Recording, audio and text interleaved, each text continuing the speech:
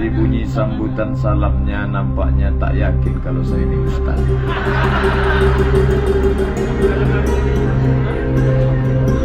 Alhamdulillah wa syukurulillah, la haula wa la quwata illa billah. Tak ada yang lebih hebat lagi daripada itu. Detak jantung, hembusan nafas, kedipan mata, lintasan hati, bisikan pikiran. Kalau tidak kata Allah maka tak jadi. Kalau iya kata Allah maka terjadi. Innama amruhu idza arada syai'an ay yaqula lahu kun fayakun. Maka saya pun bisa tegak berada di sini. Padahal kata Pak Gubernur tadi kalau tanggung-tanggung bisa tumpang. Makanya tak berani saya tegak situ, pindah saja.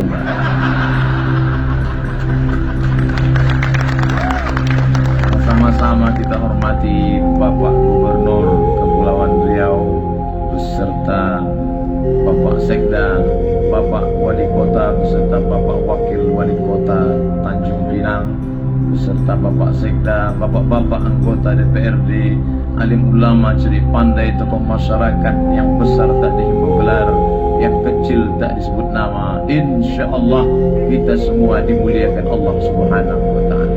Amin ya Rabbal Alamin. Bapak Ibu duduk di bawah menengok saya di atas. Saya dari atas menengok ke bawah macam menengok pelangi di tengah malam. Ada merah, ada hijau, ada biru, gelap-gelip. Masya Allah, luar biasa. Kalau tak percaya, habis acara ini naiklah ke atas. Saya tahu banyak wajah-wajah kecewa karena dilihatnya antara wajah dengan foto tak sama. Jangan salahkan saya, salahkan printer. Karena ini diolah oleh Photoshop. Judulnya Indahnya di Bawah Naungan Syariat Islam. Apa indahnya? Di mana letak indahnya? Dulu sebelum Islam datang, orang di Makkah itu dikotak-kotakkan, pakai tangga-tangga, pakai level-level. Yang paling tinggi Arab Quraisy, di bawah Arab Quraisy Arab non-Quraisy, di bawah Arab non-Quraisy adalah pendatang tapi berkulit putih, di bawah itu adalah orang-orang berkulit hitam, di bawah itu adalah hamba sahaya. Ada 5 anak tangga. Tapi begitu Sayyidina wa Maulana Muhammad sallallahu alaihi wasallam datang, maka dihapuskan anak tangga itu, duduk sama rendah, tegak sama tinggi. Dan itu yang kita lihat malam ini. Malam ini cobalah tengok, duduk sama rendah. Tak bisa dibedakan malam ini mana diplomat, mana penjual tomat. Sama semuanya. Mana Pak? Kalau ada yang bukan orang Kepri datang kemari, tutup biji matanya, yang tak tahu mana Pak Gubernur, mana Pak Wali Kota, mana Pak anggota Dewan, suruh dia sini. Duduk, mana? Sama aja semua nih katanya. Tak bisa dia bedakan. Duduknya sama semua, sama-sama di bawah. Cuman yang satu ke karpet, satu tidak. Baik yang dimuliakan Allah Subhanahu wa ta'ala. Makanya Islam itu datang menghormati isi kepala orang, bukan warna kulitnya. Dulu orang dimuliakan kenapa? Karena dia putih. Dulu dimuliakan kenapa? Karena keturunan Nabi Ismail alaihi salam. Lalu diangkatlah dia orang Quraisy. Tapi begitu Nabi sallallahu alaihi wasallam datang, dikuasainya kota Makkah, dibersihkannya Ka'bah, lalu yang disuruhnya azan naik ke atas. Siapa namanya? Bilal bin Abi Rabah. Azanlah Bilal. Saya coba tak pernah sama suaranya. Begitu Bilal azan di atas, apa kata orang Arab Quraisy berbisik-bisik di bawah? Untung ayahku sudah mati sehingga tak menengok burung gagak azan di atas. Karena dia tengok Bilal bin Abi Rabah kulitnya hitam. Mesir, Nubia, Mesir, Sudan. Mesir, Sudan. Antara Mesir sama Sudan ada satu kampung namanya Nubia. Disitulah kampung asal asal Bilal bin Abi Rabah letaknya di Afrika Utara. Bapak Ibu semua tahu warna kulit orang Afrika hanya dua, hitam dan hitam sekali. Tak ada warna lain. Rambut keriting, kulit hitam, bibir tebal, gigi putih. Dia senyum, awak pucat. Tapi Nabi memanggil Bilal, Ta'al, Ta'al, kata Nabi. Ta'al artinya come here. Ini yang pahamnya yang lahir di Eropa aja. Come here. Datanglah Bilal bin Abi Rabah. Ada apa ya Rasulullah? Sami'tu dafana alaika baina yadayya fil jannah. Ku dengar suara gesekan sendalmu dalam surga, wahai Bilal. Seandainya Nabi memanggil Abu Bakar, hai Abu Bakar, ku dengar suara sendalmu dalam surga, kau dijamin masuk surga. Orang tak heran, karena Abu Bakar mertuanya.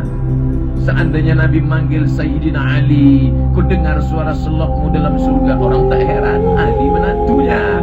Tapi yang dia panggil Bilal bin Abi Rabah bukan Arab berkulit hitam, tapi suara selokmu ku dengar di dalam surga. Apa amalmu wahai Bilal?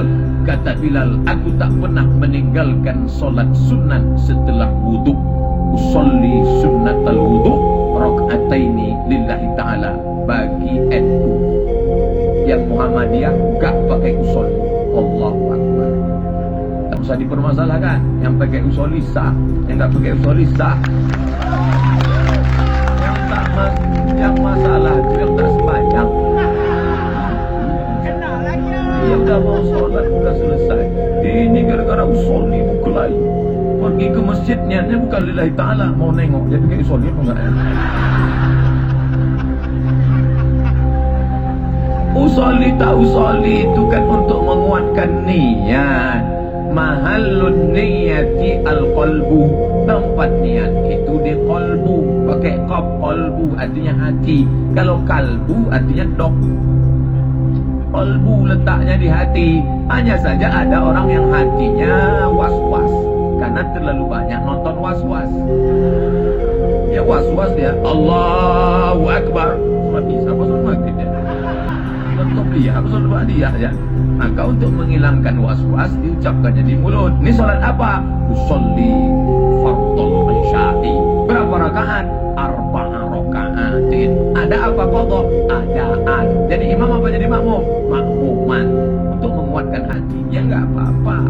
Tapi ada yang hatinya sudah kuat langsung aja dia. Allahu Akbar. Kok kenapa tak pakai usolli? Hati sudah kuat. Emang masalah apa? Ini maka yang ditengok itu adalah hati. Innallaha la yanzuru ila ajsamikum. Allah tak menengok badan kamu, wala ila suwarikum. Allah tak menengok bentuk rupa wajah kamu, kulit kamu, tinggi pendek, gemuk kurus, hitam putih, tak dipandang Allah. Kullukum min Adam wa Adam min turab. Semua kalian dari tanah, balik ke dalam tanah. Warna tanah, bau tanah akan menjadi santapan cacing tanah. Apa yang disombongkan? Dari dalam tanah naik ke atas tanah, jalan, masuk tanah. Dari dalam tanah naik ke atas tanah, ceramah, mati. Masuk tanah. Dari dalam tanah naik ke atas tanah, tanda tangan, peresmian.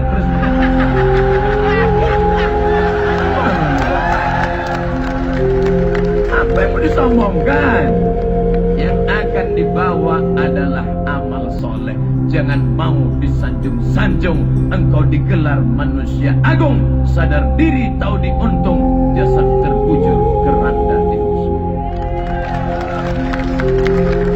Saya diundanglah menelusuri Sungai Kampar. Turun dari sampan, mau ceramah bersama rombongan bapak-bapak pejabat. Saya dengarlah suara sambutan rebana ibu-ibu dari masjid.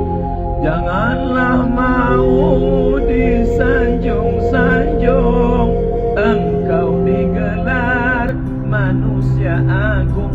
Sadarlah diri, tahu diuntung. Jasad terbujur, keranda diusung. Saya ini kok berani betul ibu-ibu ini nyanyi. Ini kan tersinggung pejabat-pejabat. pejabatnya nanti ini nampaknya masjid ini tak dapat APBD tahun ini. Begitu sampai di masjid, saya penasaran.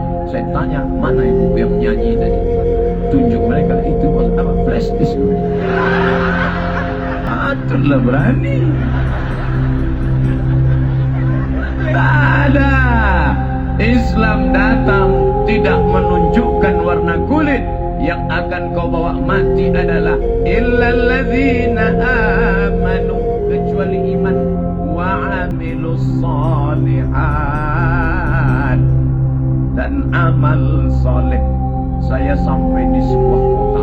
Kota ini cantik, indah. Dari jauh sudah nampak ada bukit tinggi. Dari laut kami naik speed, nampak tinggi. Ada masjid di atas bukit. Saya tanya, itu masjid apa tuh? Masjid Bupati. Di mana-mana masjid At-Taqwa, masjid Al-Ikhlas, masjid Bupati. Bayangkan dengan segenggam kekuasaan dipakai menolong agama Allah, itu yang akan dibawa mati. Sampai hari ini orang sholat di sana. Gitu. Saya suatu hari selesai tausiah, masuk kendaraan, tiba-tiba datang jamaah macam, Ustaz, tunggu Ustaz. Saya mau cepat nih, saya bilang, kejap aja Ustaz, 5 menit. Ada apa? Saya bilang, saya mau bicara di dalam Pak Ustaz. Oke, yang lama-lama ya. Iyalah. Apa yang mau kamu bicara? Saya baru nengok sakratul maut Pak Ustaz. Biasa orang mati. Ini yang meninggal di pejabat Pak Ustaz. Oh, ini luar biasa nih saya bilang.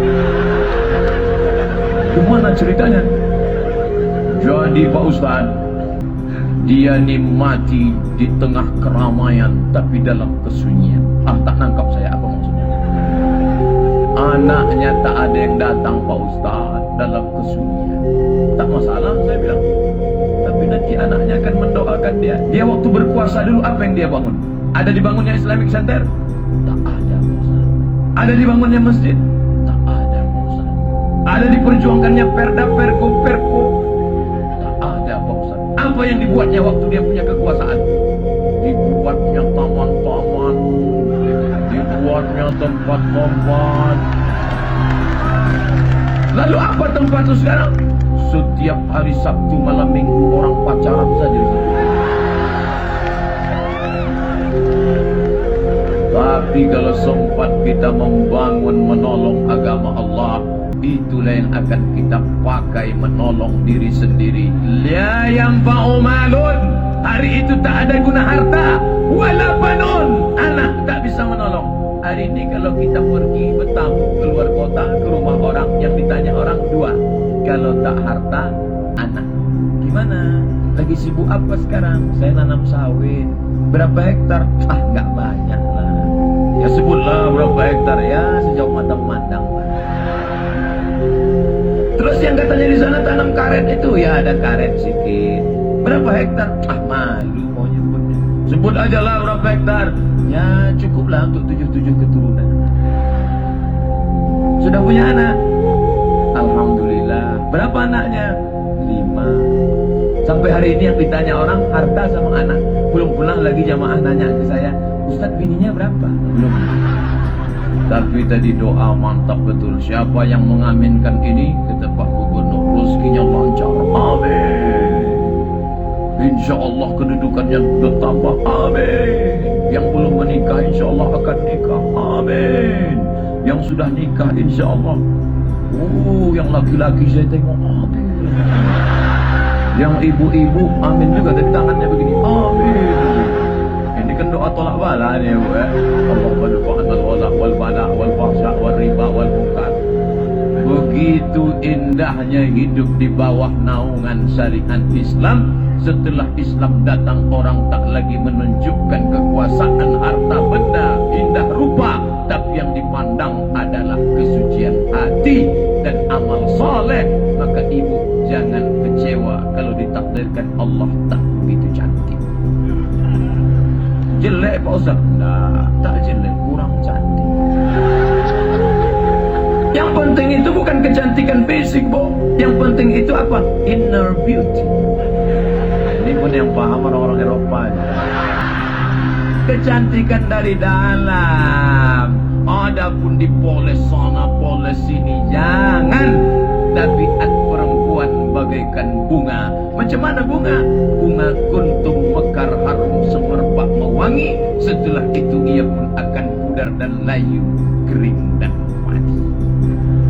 Satu-satunya bunga yang tak layu hanya satu. Apa itu? Bunga plastik.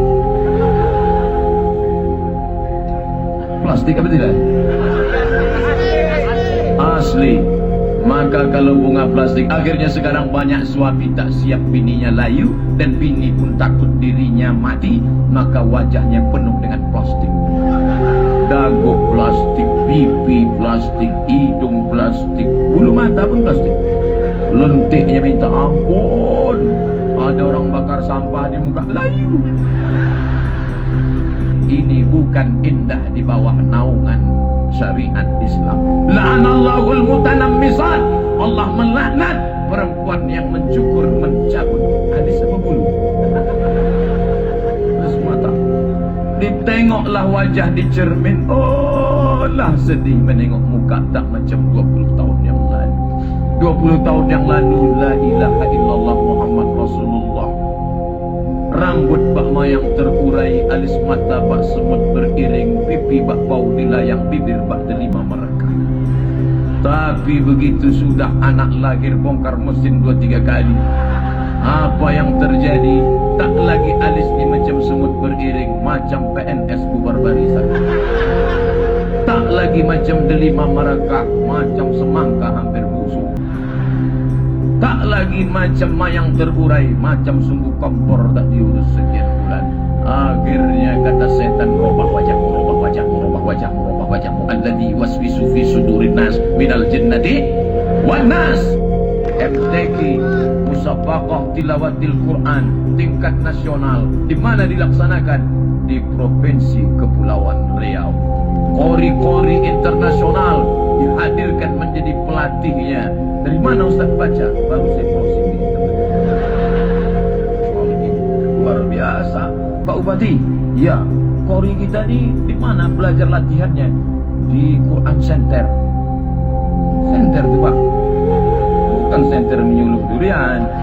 Center itu hanya pusat. Inilah bahayanya kalau tak paham bahasa Eropa.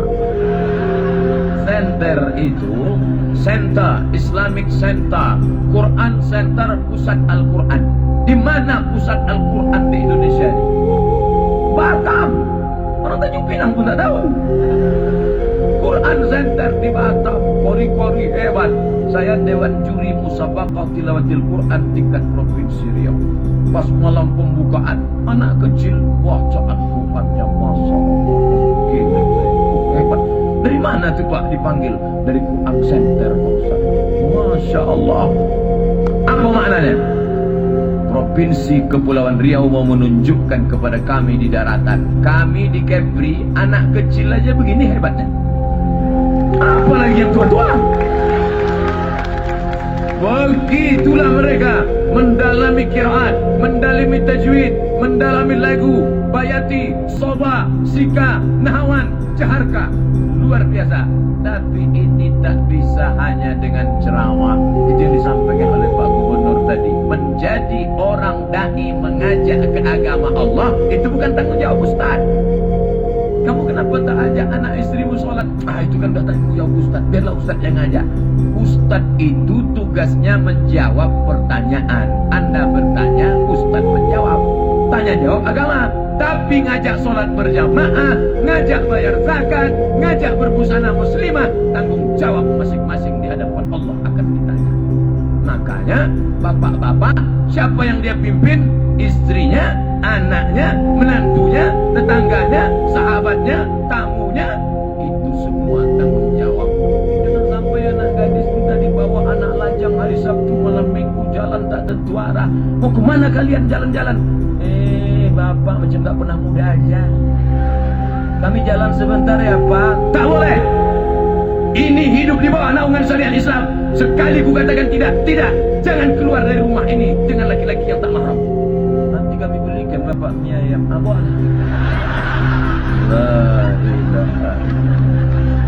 Betapa cepatnya kau menjual anak gadismu hanya sebungkus mie ayam. Saya bawa ya Pak, nanti mie ayam. Jangankan mie ayam, bakso bulat pun saya tak mau. Jangan tawar keyakinan saya dengan makanan. Sekali tidak, tidak. Datang istri dari belakang. Kasihlah Bang, kita dulu lebih parah dari itu. Oh, ini Inilah tanggung jawab. Tapi kepala rumah tangga tanggung jawabnya cuma skop kecil. Istri, anak, menantu, pembantu, ada keponakan numpang di situ. Itu saja. Tapi kalau kita menjadi pemimpin satu kabupaten, satu kota, satu provinsi, bisa dengan apa? Perda, peraturan daerah. Bisa diperjuangkan. Di mana bumi dipijak, di situ langit dijunjung. Takkan Melayu hilang di bumi, sekali dayung 2-3 pulau terlampaui. Maka keluarlah perda. Apa nama perdanya? Peraturan daerah wajib berbusana muslimah. Begitu. Sehingga anak-anak yang sudah menghafal Quran di Quran Center, hafalannya tidak akan hilang. Memangnya Quran itu hafalan bisa hilang? Bisa hilang. Gara-gara apa? Mata menengok aurat. Syakautu ila waki'in su'a hibzi, kata Imam Syafi'i. Aku melapor kepada guruku Waki, hafalanku error, hafalanku hang. Kenapa bisa hilang? Karena mata luar biasa. Makanya saya mau ceritakan aib. Dulu waktu di Al-Azhar Mesir masih banyak juga hafalan. Tapi sesudah pulang hilang. Masuk ke mall, masuk ke toko roti yang dari Eropa itu. Masuk, nengok penjaganya pakai rok pendek. Di airport tu aja 3 juz hilang.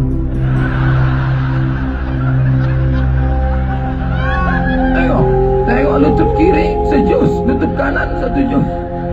Berbalik dia pinggang 2 juz. Astagfirullah. Makanya saya kalau udah undangan keluar kota naik pesawat, mana lah nanti di dalam pesawat tu bolak balik dia lewat. Saya udah sengaja saya tak mau bicara dengan pramugari. Saya kosong muka. Begitu di pintu ditegurnya, Bapak kenapa? Awak pakai baju koko, pakai peci, ditegurnya juga. Saya sengaja sembunyikan tiket. Ditanya nomor berapa, tengok tiketnya. Ramah betul dah pula dia. Tadi pas mau turun, datang pula itu pilotnya mau ngajak selfie. Ustaz Somad ya, berdoa saya mudah-mudahan pramugari ini jangan ngajak selfie. Imam dari Palestina, hafal juz 30 juz Quran di kepala, diundang di masjid. Orang Palestina ini makanannya itu roti. Tak bisa dia makan lontong sayur, mencret.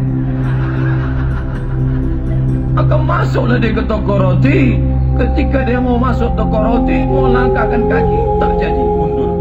Le itu bahasa Mesirnya limadha. Kalau bahasa kitanya why?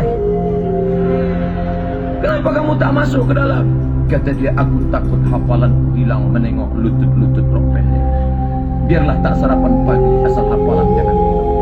Masuk dia lagi ke mobil. Datang Ustaz Somad, masuk aja ke dalam. Ambil roti, ambil bayar. Dan maaf nanya, Ustaz nggak takut hafalannya hilang? Gak lama hilang. Maka kalau kita mau menyelamatkan hafalan anak-anak kita ini, maka keluarlah perda. Semua perusahaan asing menghormati budaya daerah setempat. Kalian tak mau pakai jilbab, oke, jangan muslim, tapi pakai. Orang kita belajar ke Jepang, tanya sama kawan-kawan yang dapat beasiswa ke Jepang, apa yang terjadi di sana? Mereka pakai kimono. Pakai kimono, bawa samurai, padahal pesek hitam. Tengok sama ninja tak yakin dia, ninja palsu gitu dia. Kenapa? Itu budaya. Budaya kita baju kurung, baju panjang tak berbentuk. Baju panjang dari atas sampai ke bawah, rata ke bawah. Datang setan berbisi, ambil kabel, ambil kabel, ambil kabel. Dia ambillah kabel, diikatlah pinggang dulu. Inilah yang merusak nih. Laki-laki ini jenisnya 3. Bawah, atas, tengah. Yang bawah ni tak tahan menengok betis. Asal nampaknya betis, berkunang-kunang. Yang satu lagi tak tahan menengok ke atas. Asal nampaknya ke atas, error. Yang satu lagi tak tahan menengok ke tengah. Asal ke tengah, hang. Maka sejak datang agama Islam, Islam indah di bawah naungan syariah. Kalian perempuan menutup aurat bukan menjaga diri kalian, tapi menjaga laki-laki yang tak tahan menengok ke atas, menengok ke bawah, dan menengok ke tengah. Adapun yang laki-laki belum menikah dengan yang sudah menikah, indah di bawah naungan syariat Islam. Kau sudah menikah, kau berjalan di tengah jalan, kau tengok ada perempuan cantik, pulanglah ke rumah. Kenapa? Apa yang ada pada perempuan itu ada juga di rumah. Kalau kau belum menikah, kau banyak-banyak puasa sunat. Man istata'a minkumul ba'ah, siapa di antara kalian yang sudah sanggup menikah, falyatazawwaj, menikahlah, fa innahu aghaddu lil basar, karena menikah itu menjaga kehormatan, wa ahsanu lil farj, menjaga mata, menundukkan kemaluan. Faman lam yastati', siapa yang tak sanggup, fa alaihi bisawm, banyak-banyak puasa sunat. Ingat, hari Rabu tanggal 23 sama dengan 1 Zulhijjah. Puasa sunat 9 hari, Rabu, Kamis, Jumat, Sabtu, Ahad, Senin, Selasa, Rabu, Kamis, Jumat, Idul Adha. Jangan puasa karena banyak daging kambing. Puasa sunat 9 hari, bagus. Yang lajang-lajang, Ustaz Somad, kami belum menikah, libido seksual tinggi, gimana nih Ustaz? Kok banyak-banyak puasa sunat? Memangnya kalau puasa sunat libido seksual hilang, Pak Ustaz? Insya Allah hilang. Kalau masih ada tenaga, gunakan. Untuk apa? Berenang. Tak ada duit untuk di kolam, Pak Ustaz. Ini kan tepi laut. Renang tepi laut. Memangnya kalau saya banyak berenang, insya Allah hilang libido saya. Kalau kau berenang sampai ke tengah, bukan cuma libido seksual yang hilang, kau hilang sekalian. Bapak Ibu yang dimuliakan Allah Subhanahu wa ta'ala. Oleh sebab itu, ketika syariat Islam ini datang, yang perempuan terjaga, yang laki-laki terjaga, dan indahnya di bawah naungan syariat Islam. Dulu orang kaya makin kaya, orang miskin makin susah, makin melarat. Duit disimpan, dibungakan. Mau pinjam berapa? 1 juta, bayar 1.200.000. Mau pinjam berapa? 3 juta, bayar 3.200.000. Maka duit berkumpul banyak, riba. Datang ekonomi syariah Islam, lalu kemudian dijadikan murabahah, bagi hasil. Simpan duit di bank konvensional, untung, rugi, mati, melarat, kami tak mau tahu, yang penting bayar. Tapi kalau sistem ekonomi syariah, murabahah, bagi hasil. Misalnya saya orang kaya nih, tak pula ada yang percaya saya ini kaya. Lalu saya ada duit 5 juta. Lalu saya panggil anak muda, sini, aku pinjamkan engkau 5 juta. Kau mau buat apa? Saya mau ternak lele, Pak Ustaz. Ini kau ternak lele. Nanti kalau untung kita bagi hasil. Sejak duit saya dia pakai, maka mulai malam itu insya Allah tak tinggal solat tahajud berdoa. Kenapa? Karena takut duit tak balik. Asal terdengar suara petir menggelegar, hujan turun, ya Allah, jangan sampai hujan lebat sehingga lele-lele dia itu hanyut, ya Allah. Karena kalau lele yang hanyut tak balik, duitku itu nanti, ya Allah. Datang pula satu anak muda lagi, tak Ustaz, saya mau minjam modal 10 juta dengan akad murabahah, pakai bagi hasil. Kau mau ternak apa? Saya mau ternak ayam, Pak Ustaz. Oke, kasih ternak ayam. Sejak dia pinjam duit untuk ternak ayam, makin khusyuk berdoa. Kenapa? Karena kalau ayamnya ini mati, ayamnya ini stres, maka dikasih nasihat, dibuat pelatihan ternak ayam. Jangan kau ternak ayam di dekat airportnya. Kenapa? Karena kalau dekat airport banyak pesawat, ayam ini mudah terkejut. Asal didengarnya suara pesawat merajuk, ada yang tak mau kawin, ada yang stres, ada yang mati, ada yang tak mau makan. Nah, tak boleh berternak ayam dekat airport. Maka dengan itu semangat berdoa, ekonomi diduitkan, duit banyak, beranak pinak, disuapkan ke makanan anak, makan riba, anak pun makan. Yang dimakannya bukan duit, tak ada orang makan duit, dia makan nasi, tapi nasinya dibeli dari beras, berasnya dibeli dengan uang riba. Nah, baca doa ya. Iya ma. Allahumma barik lana fima razaqtana wa qina azabannar. Amin. Satu piring nasi riba masuk ke dalam mulut, dikunyah, berubah menjadi darah bergumpal di dalam jantung, menyembur naik ke atas otak. Otak pikirannya haram. Bapak Ibu semua hafal ayatnya. Saya bacakan. Nasiyatin kadhibatin khati'ah. Mana nasiyatin? Kalau tengok anak kecil baru lahir, berdetak-detak kulit kepalanya, ubun-ubun. Itulah nasiyatin. Nasiyatin, otak bagian depan. Kadhibatin, pembohong, pendusta. Khati'atin, pembuat dosa. Orang berzina bukan kemaluannya yang salah. Orang mencuri bukan tangannya yang salah, tapi ada yang memerintahkan. Otak mana? Otak depan. Saya tak percaya Ustaz cerita otak. Memangnya Ustaz spesialis otak? Ada yang nelpon saya dari Universitas Riau. Assalamualaikum. Waalaikumsalam. Ustaz, kami undang seminar di Fakultas Kedokteran Universitas Riau. Seminar apa? Saya kan Ustaz. Masalah otak Pak Ustaz. Saya tak paham otak. Otak paham saya. Ustaz bacakan ayat sama hadisnya aja. Nanti ada dokter yang akan menjelaskan. Saya pun datanglah ke sana. Dijelaskanlah, Ustaz Somad, otak itu ada 4 Ustaz. Otak depan, otak belakang, otak kanan, otak kiri.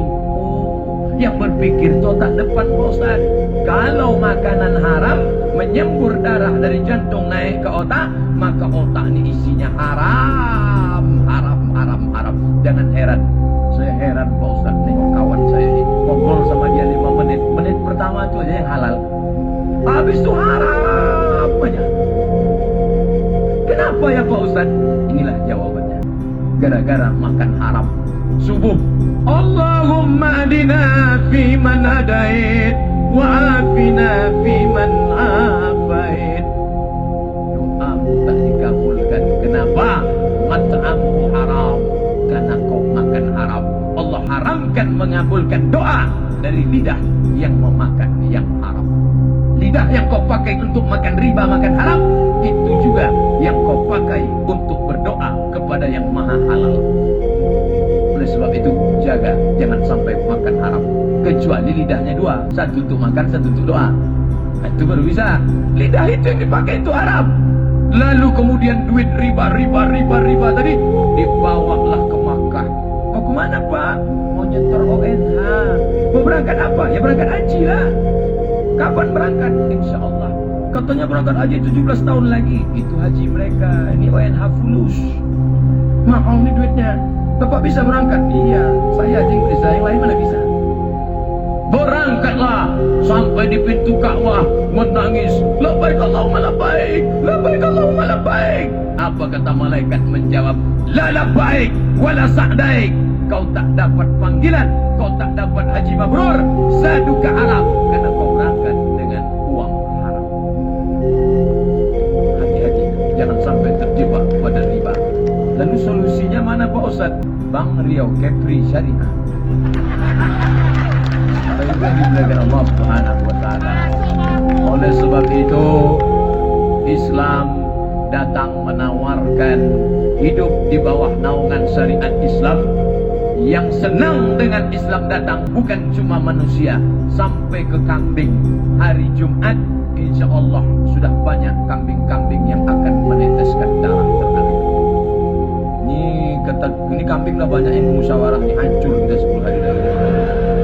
Maka datang seorang laki-laki menggeret kambing. Lalu dia jatuhkan kambing itu ke lantai. Lalu dia ambil pedang panjang. Setelah kambing itu jatuh, dia injak kepala kambing. Diasahnya pisau di depan mata kambing. Mau nengok itu Nabi marah. Nabi marah bukan luar biasa. Apa kata Nabi SAW? Aturidu antumita amau ta'atid. Kau mau buat kambing itu mati berkali-kali ya? Apa marah Nabi? Tak boleh mengasah pisau di depan mata kambing. Pucatlah kambing itu.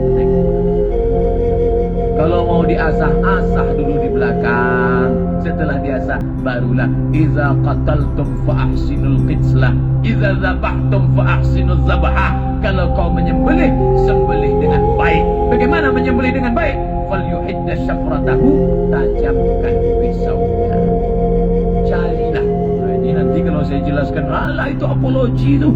Mentang-mentang dia ustaz ceramah tentang Islam, bela-bela Islam. Yang bela Islam siapa lagi kalau bukan kita? Siapa kalau bukan kita? Makanya saya bangga malam ini Kalau seandainya acara ini diadakan oleh Pemprov Kepri, kita bangga. Diadakan oleh Pemko, kita bangga. Tapi malam ini kita lebih bangga. Kenapa? Pemuda fisabilillah. Luar biasa. Anak muda. Anak muda itu tidak banyak ngomong, dia lebih berkarya. Untuk apa boleh ngomong tapi tak pernah berbuat? Dia pendek-pendek aja ngomongnya. Demikianlah yang dapat. Tapi perbuatannya luar biasa. Masalah ngomong kasihkan sama ustaz. Bapak Ibu yang dimuliakan Allah Subhanahu wa taala, saya pernah ceramah di suatu masjid. Jamaahnya anak-anak 7-5 tahun semua. Anak MDA. Berikut ini mari kita dengarkan tausiah yang akan disampaikan oleh Al-Mukarram Haji Abdul Somad LCMA, S1 dari Al-Azhar Mesir, S2 dari Maroko. Satu pun tak ada yang peduli. Anak-anak MDA semua. Lalu saya tanya panitia, Pak, mana anak-anak mudanya? Mohon maaf Pak Ustaz, anak mudanya sudah habis diambil warnet. Tapi ternyata di Kepulauan Riau tak laku warnet. Malamnya aja. Anak-anak mudanya luar biasa mentaja acara. Sampai saya selama ceramah, baru inilah gambar saya sebesar ini. Biasa kecil-kecil aja. Sampai lubang hidung menuju terowongan miliar. Ibu yang dimuliakan Allah, luar biasa anak muda Kepri ini. Ini ceritanya akan saya bawa nanti ke daratan dari tunjukkan. Begitu anak muda di Kepri sana. Bapak Ibu yang dimuliakan Allah Subhanahu wa taala, Islam datang bukan hanya manusia, kambing pun dapat rahmat. Carilah dalam ajaran lain yang mengajarkan berperi perkambing. Berperi kemanusiaan banyak. Sampai-sampai kalau ada anak muda pergi outbound, pergi camping, pergi surfing, pergi ke hutan, nampak ada lubang tanah. Lubang tanah. Tengok kiri tak ada orang, tengok kanan tak ada orang, kencing di lubang tanah. Tak boleh. Kenapa tak boleh kencing di lubang tanah? Karena di dalam lubang tanah ada sarang, ada serangga, ada anai-anai, ada semut. Bayangkan kalau ada semut yang sedang pinang-meminang di dalam. Mereka sedang pepatah betiti pantun, burung merbah, burung bangau.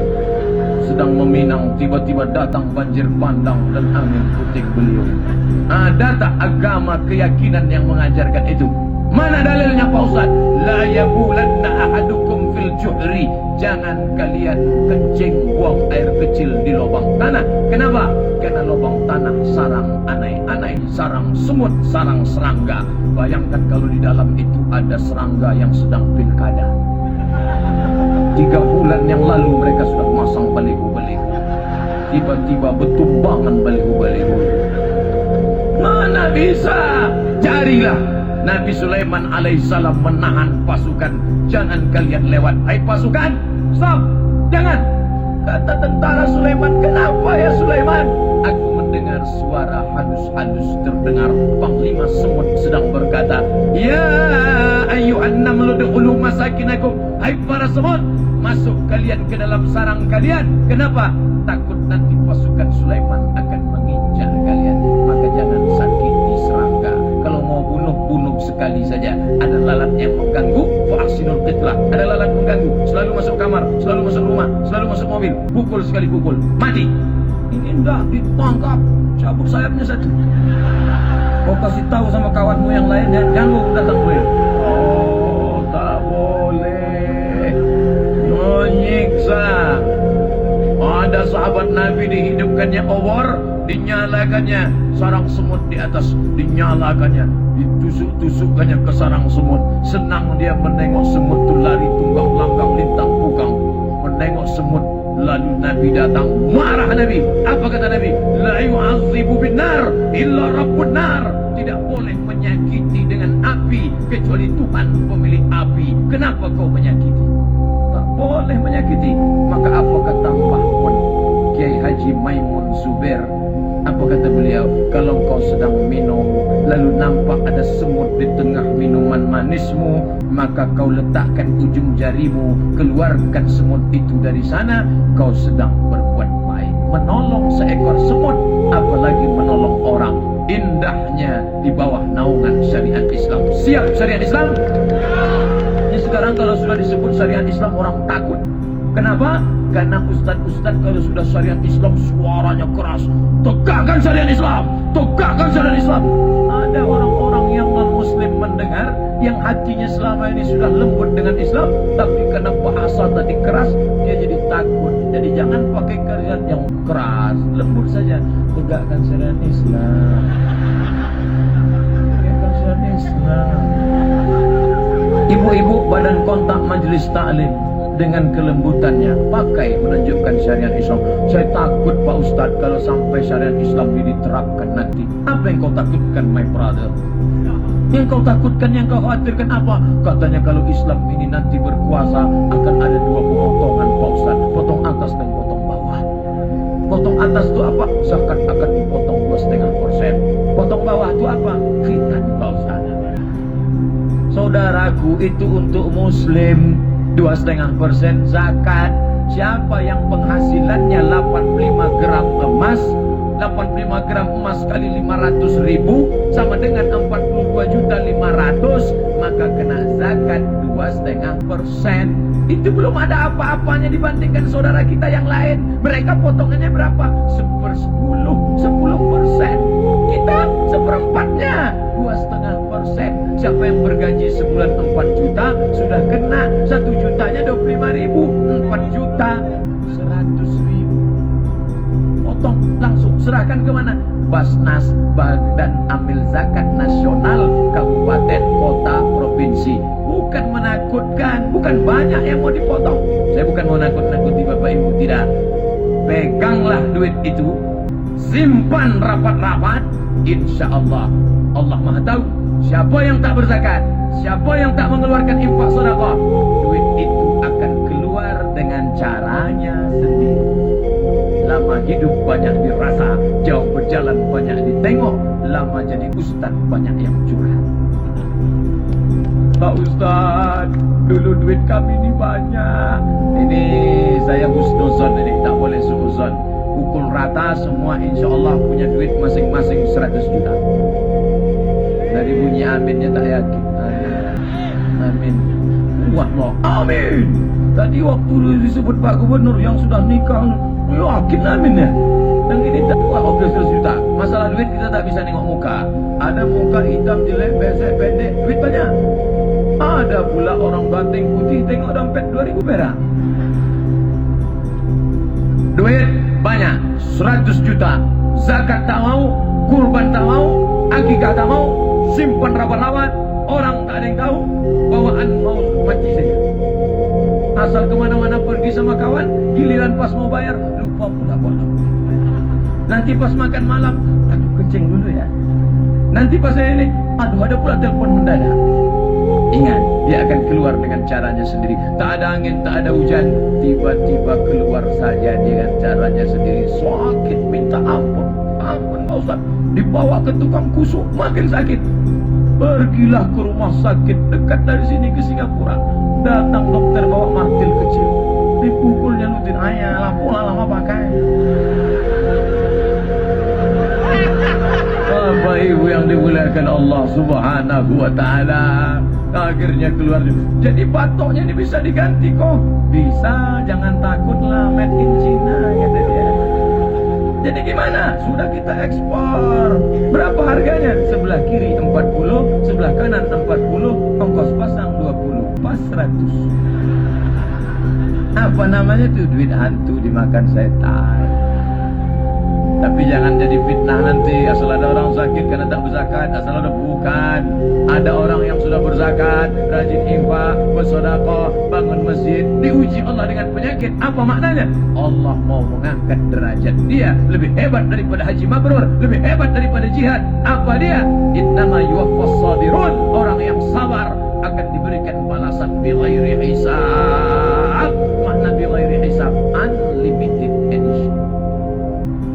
Saya mulai ceramah tadi jam 9, sekarang pas jam 10.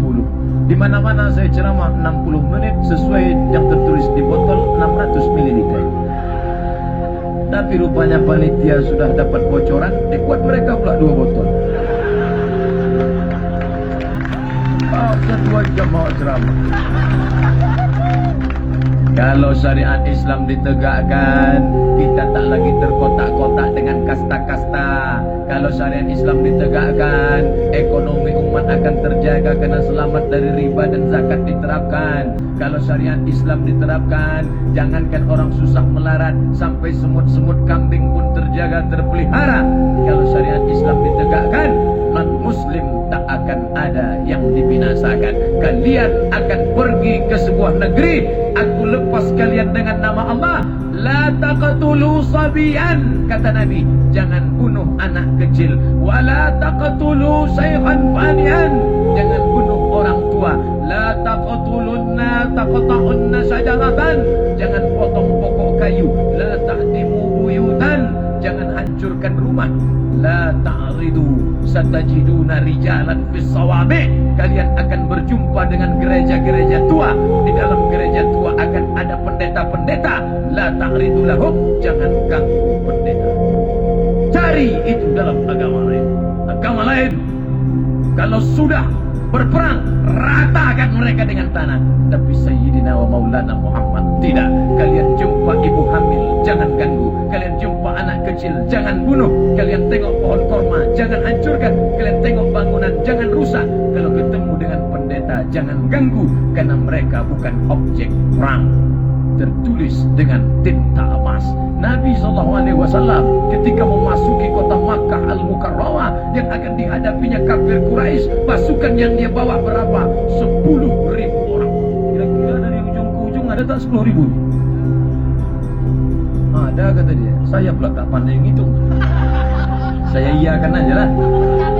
Andai saya lah yang jadi pasukan panglimanya sekarang, di belakang saya ada 10.000 pasukan, saya akan masuk ke kota Makkah Al-Mukarramah, akan berjumpa dengan orang kafir Quraisy yang dulu meludahi, yang dulu mengejek, menyiramkan kencing onta, menyiramkan kotoran onta, yang pernah mencekik.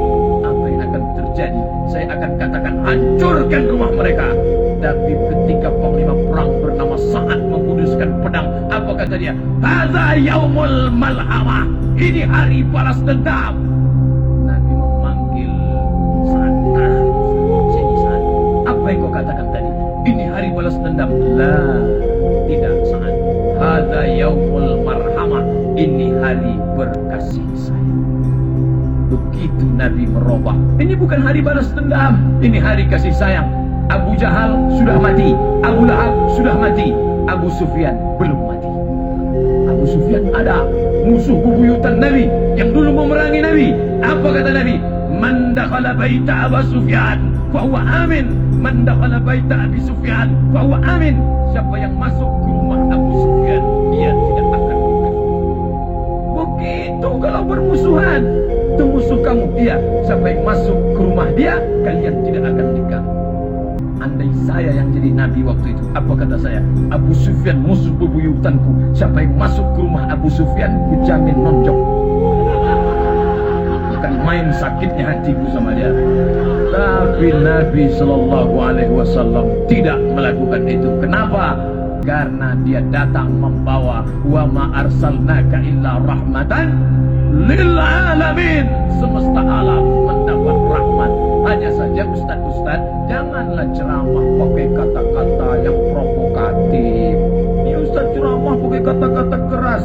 Ada saudara kita yang mulai tertarik ingin masuk Islam, melihat kelembutan Islam, melihat kebersihan Islam.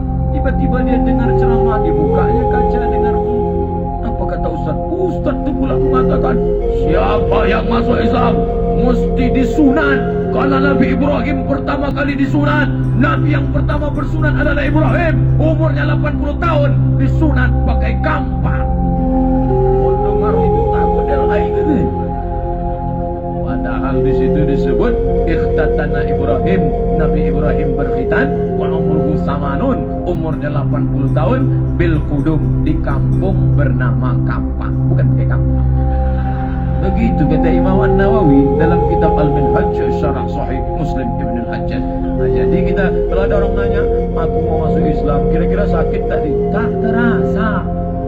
Kau dulu waktu bersunat sakit? Macam dicubit sikit. Padahal kita pun tak ingat sehingga amalnya udah. Jangan pakai kata-kata yang multidimensi. multi interpretasi. Apa kata yang dia pakai? Rukun Islam 5 perkara. Dengar 5 perkara takut lah dia. Hanya 5 perkara, 1 perkara 25 juta gitu. Tak jadi lah dia masuk Islam. Padahal Islam ini luar biasa. Orang Islam ini yang tak menampilkan Islam dengan cara yang santun. Islam ini ibarat produk yang begitu hebat, bintang iklannya tak menarik. Bayangkan kalau saya disuruh mengiklankan suplemen makanan bergizi. Mana dong saya? Makanlah ini, berat Anda akan stabil. Tak percaya, aku yakin tak yakin dengan iklannya. Jadi Islam ini agama yang baik, bagus, indah di bawah naungan syariat Islam. Bangun tidur pagi, mata masih berkedip-kedip, nampak air tergenang. Apakah boleh tengok ajaran Islam? Bukan cerita masalah politik, ekonomi, perang. Itu terlalu besar. Masalah kecil. Idza staiqaza ahadukum min naumihi. Kalau engkau bangun tidur pagi, nampak ada air tergenang, jangan kau masuk tanganmu ke dalam. Kenapa? Kau basuh dulu di luar. Li'annahu la yadri aina batat yaduhu. Karena kau tak tahu tanganmu tadi malam nginap di mana. Cuci, basuh dulu. Tengok, luar biasa. Nabi lewat di suatu makam, diambilnya pelepah korma, fasaqahu nisfain, dibelahnya, lalu ditusukkannya, dicucukkannya ke makam. Tusukkan pula sini. Kenapa kau tusukkan ke sini ya Rasulullah? Ini orangnya lam yastabri, kena azab kubur. Kenapa dia kena azab kubur? Lam yastanzi, karena tak berbasuh, tak cebok. Kita memang sarungan, pakai koko, pakai peci. Orang bilang kita kumal, orang bilang apa tuh penampilannya, tapi cebok. Untuk apa pakai jas, pakai dasi, tak berbasuh? Nah, Ustaz ngejek aja tidak. Bapak Ibu yang dimuliakan Allah Subhanahu wa taala, dari mulai makan sampai minum, sampai masuk WC, sampai masuk ke kamar mandi, diajarkan kaki mana yang duluan. Allahumma inni a'udzubika minal khubuthi wal khaba'ith. Langkah kaki kiri duluan ketika masuk masjid. Itu semua mengajarkan lembutnya ajaran Islam. Kenapa? Karena kalau kita terapkan ini, diawali dari diri sendiri ke keluarga. Baik, ada saudara kita nun jauh di sana, hidung dia mancung, hidung kita pesek. Dia putih, kita hitam. Dia ganteng, kita tak pala ganteng. Tapi mereka sedang menghadapi serangan Israel pagi, petang, siang, dan malam. Apa hubungan kita dengan Palestina? Kita sama-sama apa Pak Ustaz? Sama-sama setiap subuh mengatakan asyhadu an la ilaha illallah wa asyhadu anna Muhammadan Rasulullah. Pak Ustaz, saya mau pergi ke Palestina. Jangan. Kenapa Ustaz melarang? Kepergianmu ke Palestina bukan meringankan beban mereka, malah mereka makin repot membuatkan nasi uduk. Saya tak mau nanti baca koran 3 warga Kepri terbengkalai di Palestina kelaparan karena tak dapat sambal belacan. Maka kalau kita mau tolong apa? Ada kita punya duit, sumbangkan, bantukan. Kebetulan saya kuliah di Mesir 4 tahun, 99, 2000, 2001, 2002. Malam penggalangan dana untuk Palestina. Dibukalah karung beras. Situ dengan kepala mata saya sendiri menengok ibu-ibu membuka tangannya, diambilnya gelang. Orang Arab itu kan gelangnya banyak-banyak. Ke dalam. Penuh karung gelas. Saya mau kasih, waktu itu mahasiswa, tak pernah ada duit, jadi saya lewatkan. Saya tengok dengan mata kepala sendiri, menengok bagaimana orang Mesir, perempuan-perempuan itu cincinnya. Andai di tempat kita dibuatkan karung beras, saya yakin ibu-ibu gini juga, cuma tengok mana yang paling kecil. Ini aja lah. Pas dibawa ke tukang emas, rupanya sepuhan pula. Kalau tak percaya, cobalah bawakan karung untuk penggalangan dana Palestina. Ustaz suuzon aja, mudah-mudahan suuzon, tapi kenyataan insya Allah malam ini akan terkumpul untuk menolong saudara kita di Palestina. Allahu Akbar, Allahu Akbar. Di bawah Masjidil Aqsa mereka mereka katakan di situ ada Temple of King Solomon. Ini Masjid Aqsa harus dihancurkan rata dengan tanah. Nanti King Temple Solomon akan naik ke atas. Merdeka mereka. Warna negaranya dua saja, warna putih dan warna biru. Ada satu garis di atas, satu garis di bawah. Ada bintang segi 6 di tengah. Apa maknanya? Kalau Republik Indonesia merah darahku, putih tulangku, Allahu Akbar. Tapi kalau bendera ini satu garis biru di atas, satu garis biru di bawah, apa maknanya? Biru di atas adalah sungai Nil, biru di bawah adalah sungai Efrat. Sungai Efrat berada di Irak, sungai Nil berada di Mesir. Mereka ingin membuat negara besar, namanya Israelian, Greatest Israelian. Luasnya dari sungai Nil Afrika Utara ke sungai Efrat di Irak. Nauzubillah, itu akan mereka wujudkan karena mereka ingin menguasai Palestina. Kenapa saudara-saudara kita di Palestina itu tidak transmigrasi saja? Kenapa mereka masih tetap bertahan di sana? Karena bagi mereka iskariman hidup mulia, au mut syahidan atau mati syahid. Maka jangan sampai kita mati, kita tak pernah memberikan bantuan kontribusi apapun. Yang punya duit, kasih duit. Yang bisa kirim ke rekening, kirimkan. Yang tak bisa, doa hari Jumat. Saya kalau khutbah Jumat tak pernah saya lupakan. Allahumma ansuril muslimin wal muslimat fi Palestin. Amin, kata jamaah. Tapi sebagian jamaah saya sudah kuat bersuara berdoa, mereka malah menunduk. La ilaha illallah Muhammad Rasulullah. Dan Bapak yang dimuliakan Allah Subhanahu wa taala, malam ini saya merasa bangga luar biasa. Apa yang Ustaz banggakan? Malam ini berkumpul anak muda, pemimpin, anak-anak, ibu-ibu, orang tua, sejauh mata memandang sampai tak nampak lagi batasnya, gelap karena silam lampu. Entah mana mobil, entah mana orang, macam lautan terasa di tengah samudra rasanya, berceramah macam Nabi di padang Arafah rasanya.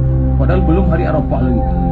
Macam kemah-kemah padang Arafah. Ini semua akan menjadi saksi di hadapan Allah nanti insyaAllah.